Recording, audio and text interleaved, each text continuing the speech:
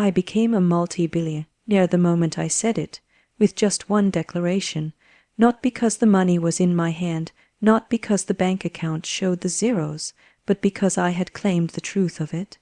I spoke it, I believed it, and the universe rearranged itself to match the vibration of my word. For too long I had spoken of lack, I had entertained fear, I had bowed before appearances. I thought struggle was noble. I thought effort was the only path, but all along the truth was simple. What I dare to claim, I begin to receive. What I affirm with conviction, I magnetize with certainty. The spoken word is creative power. Every word we speak carries a vibration, a frequency, a spiritual weight that moves beyond what we can see with the physical eye. In truth, we are not speaking words, we are issuing commands to the universe.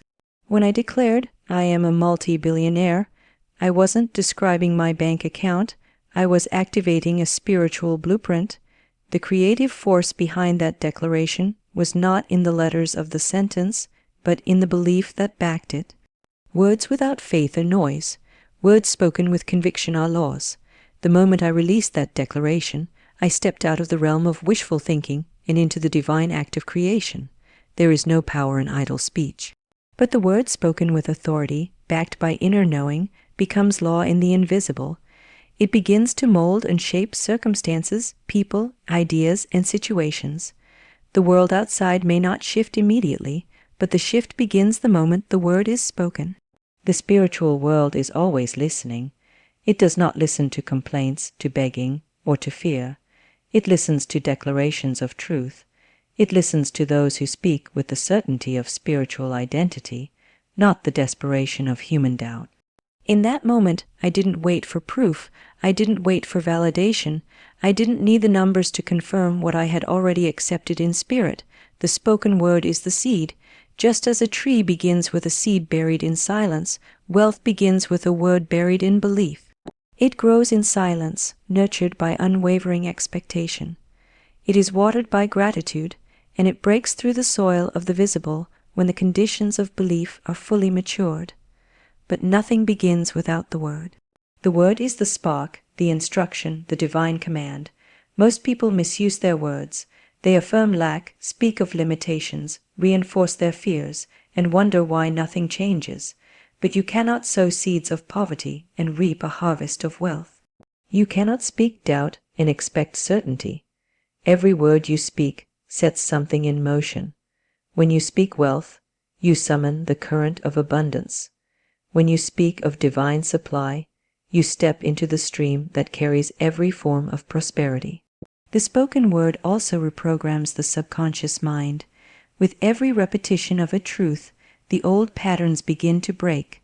The mind, once trained to expect struggle, slowly yields to the vibration of ease and wealth. This is not magic, it is law. The word spoken in alignment with divine truth becomes flesh. It manifests, it appears, it becomes visible. It may take time, but it cannot fail, because it is backed by spiritual certainty. So when I said, I am a multi-billionaire, I was not hoping, I was creating, I was not wishing, I was commanding. That single declaration held more power than years of striving, because it came from a place of alignment. The word spoken in truth moves mountains, and in that moment it moved mine. Belief precedes reality. The outer world is not the cause of what we experience. It is the result. What we see, touch, and measure is simply the harvest of the unseen seeds we have planted in our consciousness. Before the money arrived, before the opportunities appeared, before the world saw my success, I had to believe it. I had to see it with the inner eye. The moment I declared my wealth, I believed it was already mine. Not someday, not eventually, but now, in the unseen, in the spiritual realm, in the part of me that knew truth beyond circumstances. Belief is the doorway through which all things enter. It is the invisible magnet that draws the visible. You do not wait for proof to believe. You believe, and then the proof appears. Too often people say, I'll believe it when I see it. But spiritual law works the opposite way. You'll see it when you believe it. Everything begins in the inner world. The great mistake is to judge reality by appearances. What is seen is temporary. What is believed is eternal. When I chose to believe in my multi-billionaire self, even when my physical life looked far from it, I was aligning with the eternal. I was trusting the blueprint of the invisible more than the distractions of the visible. That belief created a vibration, and that vibration summoned people, ideas, and events that were already mine by divine right. Belief is not hoping. Hope is weak and uncertain. Belief is knowing. Hope waits. Belief acts. I did not beg the universe for abundance. I stood in it. I believed it was already so. I did not consult the numbers. I consulted the truth. That is where transformation begins. Not in the outer, but in the inner. The outer follows. It must. It cannot do otherwise. Reality is simply a mirror, and the reflection only changes when you change the original image within. I changed mine the moment I believed, and because I believed I received. To believe without seeing is to walk with spiritual vision. It is to rise above the senses and align with divine law. It is to plant a flag in the unseen and say, "This is mine." The moment you believe, the universe begins to move, the wheels turn, the path is made clear, but it will not do this until belief is firm. Half belief yields nothing. Lukewarm faith delays the promise. But full belief, total knowing, unlocks the floodgates of supply. The world did not have to see my wealth first. I had to. The outer world is a servant to the inner command. Belief does not ask permission. It does not consult appearances. It claims, and so it becomes. This is the foundation of all manifestation. What you truly believe, you begin to live, and the life you live is nothing more than the result of what you have dared to accept as truth. So belief came first, and with it everything else. Faith overrides appearances. What we see with the physical eyes is often a reflection of the past.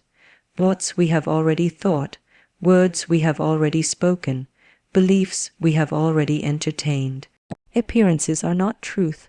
They are illusions shaped by yesterday's consciousness. To live by appearances is to be at the mercy of shadows.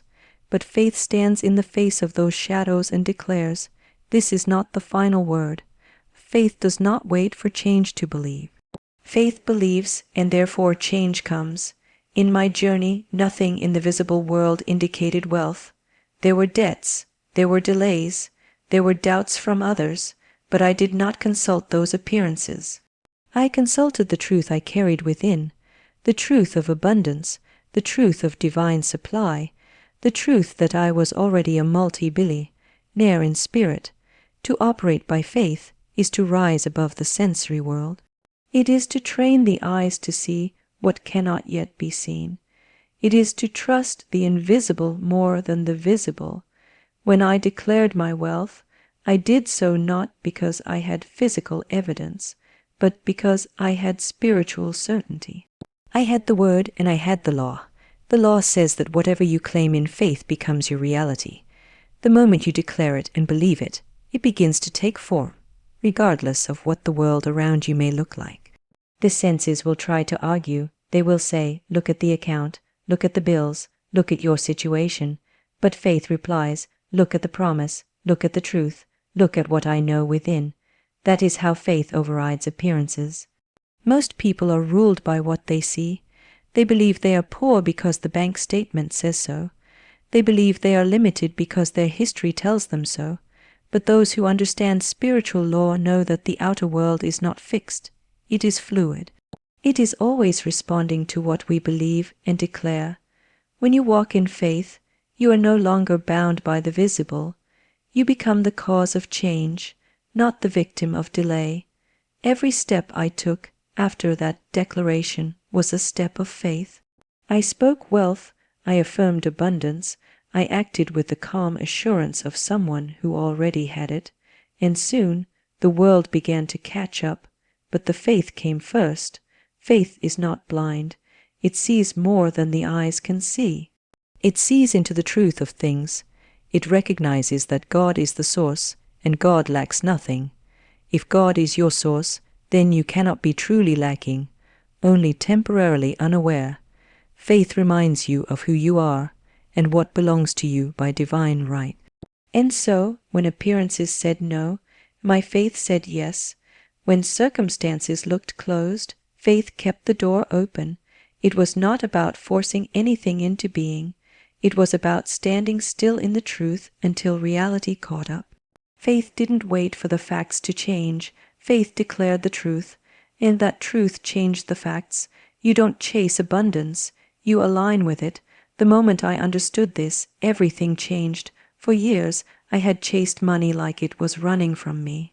I had worked, hustled, strived, and pushed, thinking that the harder I tried, the more I would receive. But no matter how much I did, I never felt ahead. I was exhausted, not enriched. That's when I realized abundance is not attracted to desperation, it is drawn to alignment. The more I chased, the more I affirmed that I did not have. Every step taken in fear or lack only led me further away from the truth of abundance. I was acting from separation, not union with wealth. To chase something is to believe you are separate from it, and what you believe you live. Alignment, however, is completely different. It is not about effort, but about awareness. It is about knowing that you are already one with the wealth you seek. The abundance you desire is not outside of you. It is within you, waiting to be expressed. When I finally stopped chasing and began aligning, I turned my focus inward. I no longer asked, "How can I get it?" I began to ask, "How can I be it?" That was the key. I stopped trying to become rich, and I started being rich. I thought like wealth, walked like wealth, and spoke like wealth. I no longer begged the universe. I communed with it. I knew that as I aligned with abundance in mind, speech, and action, the physical world would follow.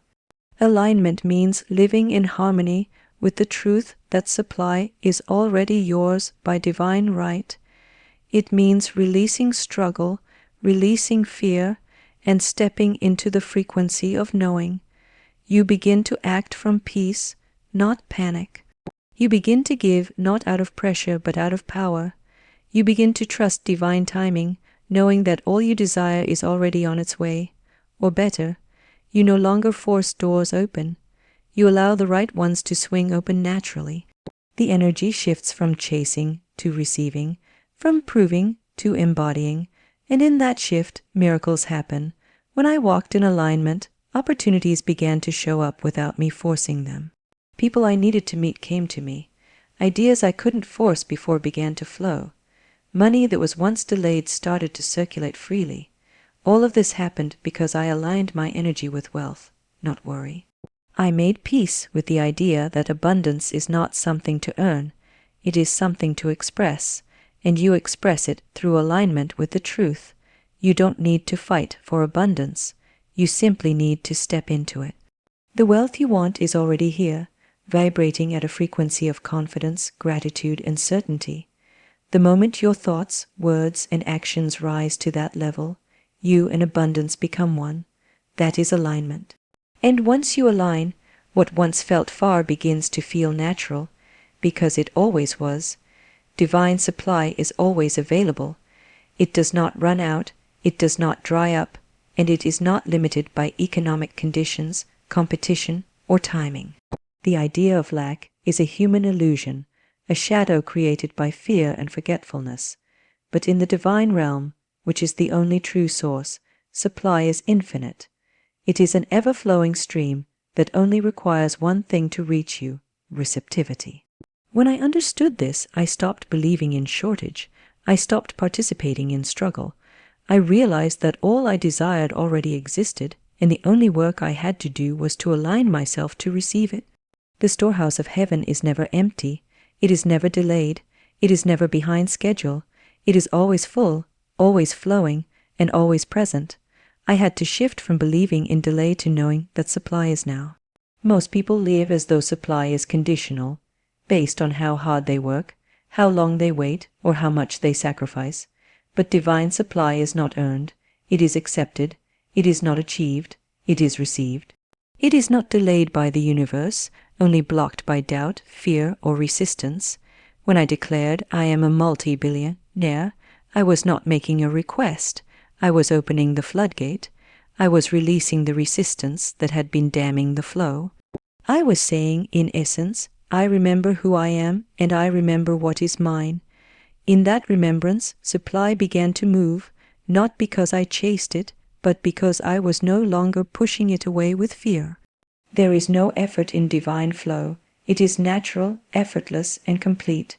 The same force that provides air, sunlight, and seasons provides wealth, ideas, and opportunities. It does not discriminate. It does not choose some and exclude others. It responds to consciousness. When I began to speak from the place of knowing that divine supply is mine now, things began to appear effortlessly. Resources, connections, inspirations, they all came, not because I was lucky, but because I was finally open. I had cleared the static of doubt. I had stopped speaking against my own prosperity. I had made room for the supply that was always trying to reach me. Many imagine the universe is withholding their good, but the truth is, the universe withholds nothing.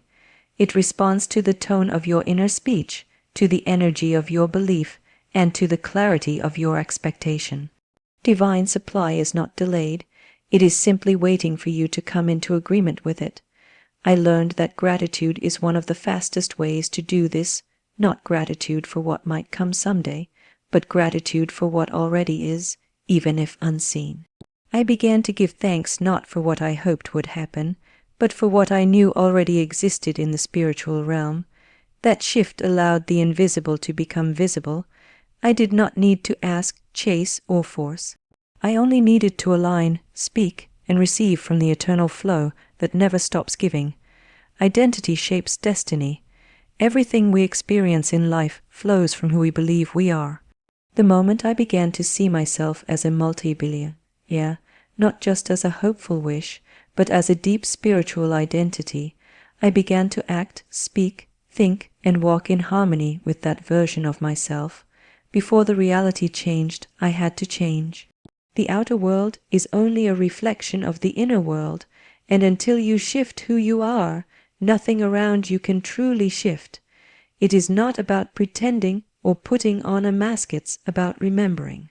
Remembering that your true identity is already whole, already wealthy, already aligned with divine abundance. The soul knows it, the spirit feels it, but the mind must be trained to accept it, and once it does, the world begins to mirror that inner certainty. Most people try to change their lives without changing themselves. They try to fix the outer without addressing the inner image they hold, but the law is clear. What you identify as you manifest. If you see yourself as limited, you will live limited. If you believe you are unworthy, life will reflect that unworthiness. But the moment you declare with conviction, I am wealthy, I am successful, I am favored, you begin to reshape the mold from which your life flows. Everything begins to realign, not because the world has changed, but because you have changed. Identity is the root, and results are the fruit. I did not become a multi-billionaire because I earned it in the eyes of the world. I became it because I first became it in spirit. The shift in identity was not immediate. It required repetition. It required me to speak new words over myself daily, even when I felt doubt. I had to reject the old names I used to wear, struggling, waiting, lacking, and replace them with the truth of who I am. The more I affirmed my divine identity, the more my thoughts, feelings, and actions followed, and soon life began to organize itself around that new version of me. It became easy to make decisions from wealth. It became natural to expect favor, to attract resources, and to say no to anything beneath my true worth. When you know who you are, you stop settling, you stop chasing, you stop apologizing for desiring more. You begin to walk in certainty, and certainty is magnetic. The world follows the lead of your self-concept. Every door that opened for me, every opportunity that flowed to me, was drawn by the vibration of my identity. I did not hustle my way into abundance. I aligned my self-image with truth, and that truth carried power. That truth carried a frequency that opened gates no man could shut. I became the embodiment of what I had once longed for. And in doing so, I stepped into a new destiny, not because life chose me, but because I finally chose myself. Identity shaped everything, and it still does.